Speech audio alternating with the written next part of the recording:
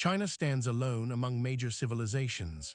While Europe had Christianity, the Middle East Islam, and India Hinduism, China developed no single native religion that dominated its spiritual landscape. This absence isn't an accident, it's the result of unique historical forces that shaped Chinese civilization for millennia. To understand why, we must journey back to China's earliest spiritual foundations. Unlike Western religions centered on a single creator god, ancient Chinese spirituality was diffuse, practical, and deeply connected to the natural world and human relationships. The Shang dynasty worshipped ancestors and nature spirits through elaborate rituals. But this was less about salvation or divine revelation than about maintaining cosmic balance and social order. The king served as chief priest, connecting heaven and earth. When the Zhou dynasty overthrew the Shang around 1046 BCE, they introduced the Mandate of Heaven, a revolutionary concept that political legitimacy came from moral virtue, not divine right. This shifted focus from gods to human ethics. This ethical turn reached its peak during the Hundred Schools of Thought period. As warring states battled for supremacy, philosophers debated how to create a harmonious society. Religion took a backseat to practical governance. Enter Confucius. His teachings focused entirely on this world, on proper relationships, filial piety, and ethical governance. He famously avoided discussing gods, spirits, or the afterlife, saying, "Respect ghosts and spirits, but keep them at a distance." Confucianism became China's dominant ethical system, but it never developed into an organized religion. There were no Confucian churches, priests, or creeds about the divine. It was a philosophy for living well in society. Meanwhile, Taoism emerged with Laozi's Tao Te Ching. While it contained mystical elements, it was fundamentally about aligning with the natural flow of the universe. Taoist priests existed, but their role differed fundamentally from Western clergy. The critical difference: neither Confucianism nor Taoism claimed exclusive truth. They could coexist in the same person's life, one for social ethics, the other for personal spirituality. This pluralism prevented any single system from becoming a state religion.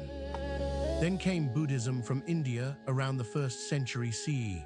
Finally, here was a full-fledged religion with monasteries, scriptures, and concepts of salvation. But something remarkable happened as it entered China. Chinese culture transformed Buddhism. The abstract Indian philosophy became more practical and ethical. Chan Buddhism, later Zen in Japan, emphasized meditation and everyday enlightenment rather than complex theology. Most importantly, Buddhism never replaced Chinese traditions. Instead, a unique synthesis emerged, 3 teachings harmonious as one. A Chinese person might follow Confucian ethics, practice Taoist meditation, and visit Buddhist temples, all without contradiction. The imperial state played a crucial role.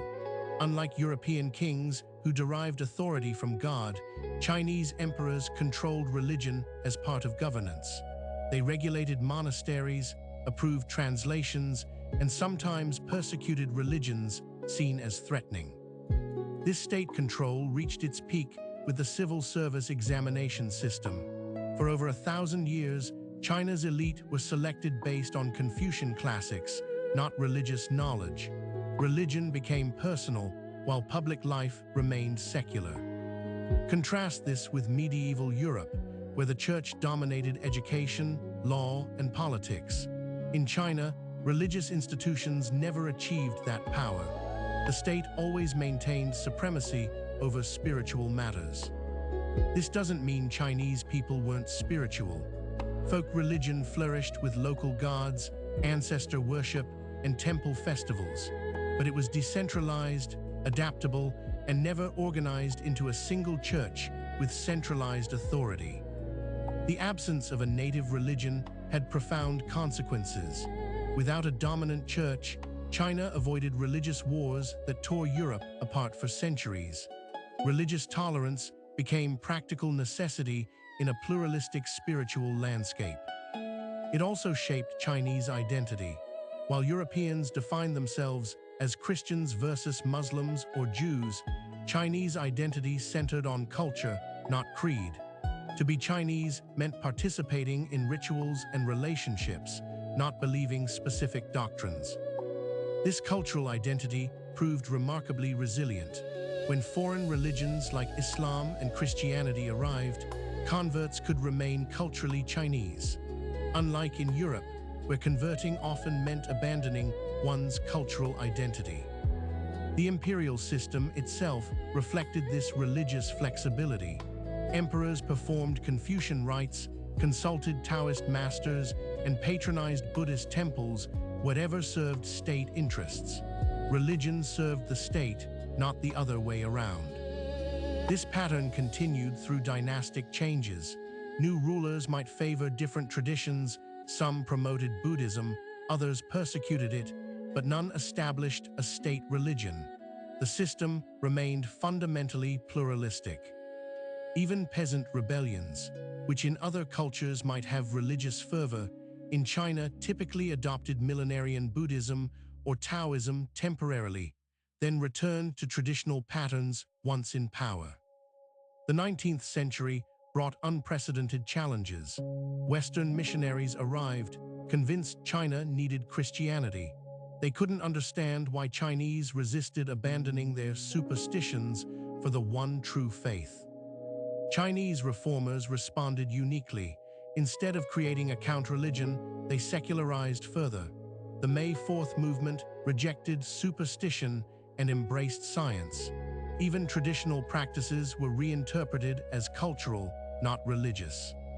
Mao Zedong's revolution completed this process. Religion was suppressed as feudal superstition, but significantly, the Communist Party filled the void with political ideology, not a new religion. The pattern continued, one dominant system organizing society. Today, China's religious landscape remains unique. Traditional practices have revived, but as cultural heritage rather than dogmatic faith. Most Chinese identify as non-religious while participating in temple festivals, ancestor worship, and philosophical traditions. This matters globally because China's approach challenges Western assumptions about religion's necessity. The West often assumes societies need organized religion for morality and social cohesion. China suggests alternatives exist. It also explains China's relative religious tolerance today. With no history of religious wars or institutionalized persecution of heretics, China approaches religion pragmatically, as long as it doesn't challenge state authority. Understanding this history helps explain China's foreign policy too. When China engages with religiously divided regions, it often misunderstands the depth of religious conviction, having never experienced similar conflicts domestically. Most importantly, China's spiritual evolution shows that human societies can develop profound ethical systems without monotheistic religion. Confucian ethics created one of history's most stable civilizations without reference to divine commandments. This isn't to say China's approach is superior. It created its own problems, including sometimes excessive state control and lack of institutional checks on power. But it represents a fundamentally different civilizational path. As globalization brings civilizations closer, understanding these differences becomes crucial. China isn't a secular version of the West. It developed secularism from entirely different philosophical foundations. The question, why does China have no native religion, ultimately reveals deeper truths about Chinese civilization. It prioritized social harmony over individual salvation, ethical practice over theological belief, and cultural continuity over doctrinal purity. This unique spiritual landscape continues to shape modern China. As the world becomes more interconnected, China's example reminds us that there are multiple paths to creating meaningful, ethical societies, with or without organized religion. China's story shows that what matters isn't whether a civilization has a native religion, but how it answers fundamental human questions about ethics, community, and our place in the cosmos. And in that, China developed answers that still resonate today.